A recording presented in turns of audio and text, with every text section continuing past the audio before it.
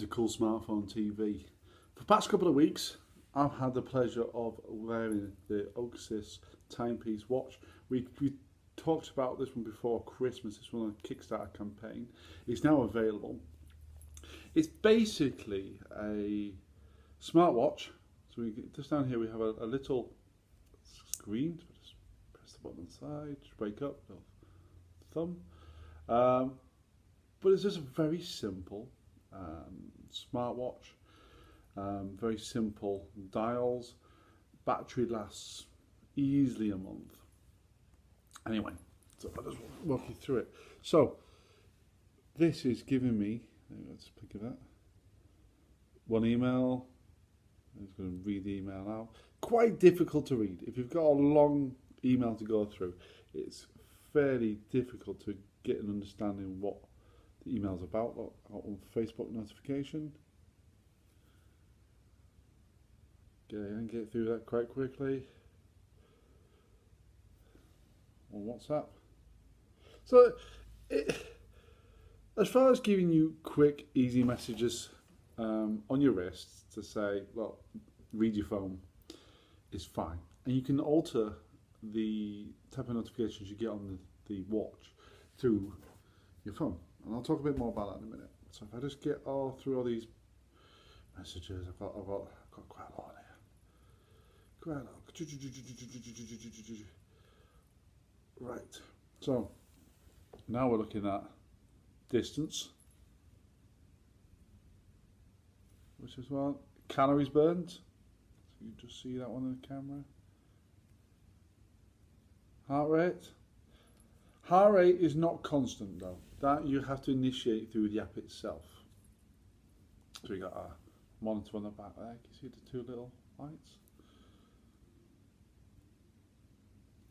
There you go. So I have it set to show me the time and date and the battery life.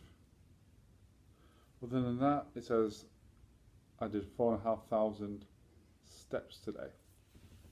It's a very comfortable watch. It's a little bit heavy.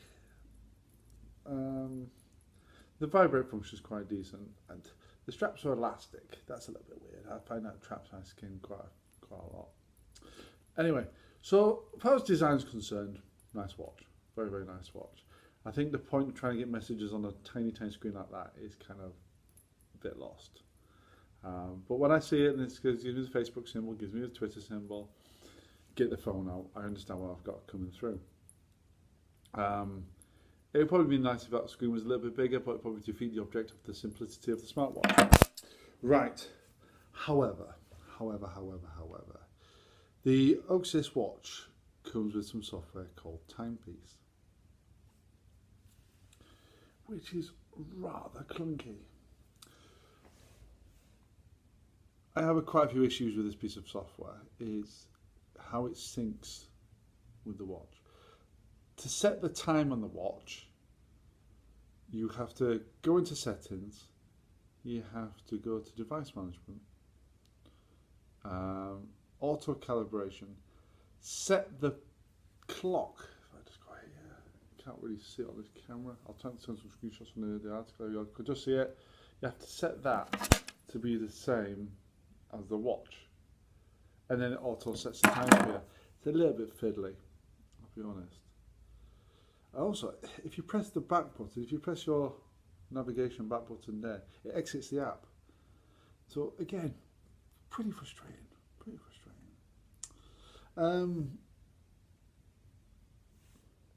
The app doesn't feed into anything, so it doesn't feed into Strava, Google Fit, anything like that, which again, pretty annoying. I have a lot of my smart devices all feeding into Google Fit, for example, and Strava.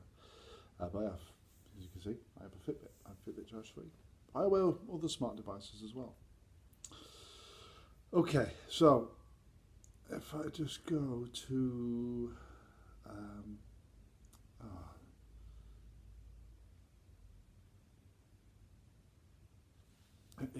it's very hard to navigate around. I find it very, very difficult to use. So it's actually even harder to get back to. There we are. So we just let the camera focus in. There we are. So we got some history. It's quite difficult to understand exactly what I've done when I've done it. Fine. There's a little bit of information there. It says, you know, I did 4,500 steps. Previous week didn't. So the week I wore it for a couple of days running while I was walking around London. There we go. The camera stall. It's fine.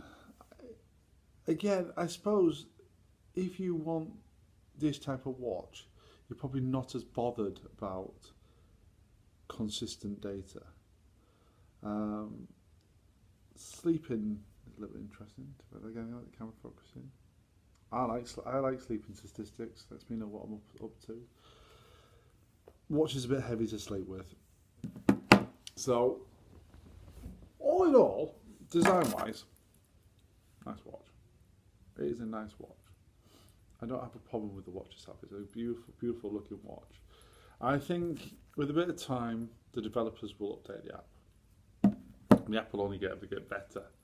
So it does get a high response from me. It does get a high rate. If I just give you something to compare to, there you go. That's the size of my Charge 3 versus the watch. So not much different. So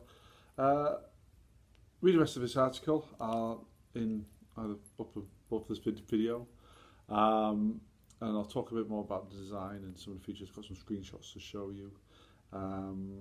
Otherwise, it is a nice watch. It is a nice watch. So subscribe to Coolsmartphone TV. If you like this video, give it a like. Please share. And there'll be some more videos coming soon. My name's Pete. See you soon. Take care. Bye bye.